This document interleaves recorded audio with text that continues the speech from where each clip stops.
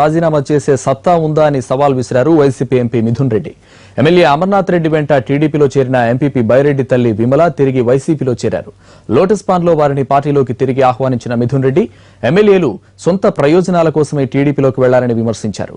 తమ ప్రమేయం లేకుండానే అమర్నాథ్ రెడ్డి టీడీపీలోకి చేరారన్నారు విమల. పార్టీ మారుతున్నామంటున్నారు. ఈ రోజు ఒకటే వాళ్ళు ప్రశ్నిస్తున్నాము, ఏ ఊరు అభివృద్ధి చూసి మీరు పార్టీ మారుతున్నారు? మీ స్వప్రయోజనాలా లేకపోతే ప్రజలు చేసిన అభివృద్ధి?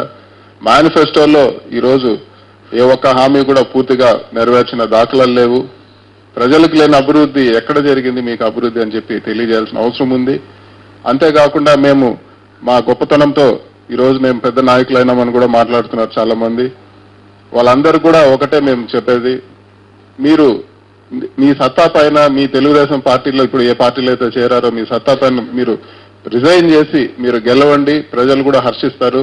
అంతేగాని ఒక పార్టీలో గెలిచి ఇంకో పార్టీలోకి పోయి వాళ్ళు ఇచ్చిన స్క్రిప్ట్ చదివి జగన్మోహన్ రెడ్డి గారిని విమర్శించడం తగదని చెప్పి కూడా ఈ సందర్భంగా తెలియజేస్తున్నాము.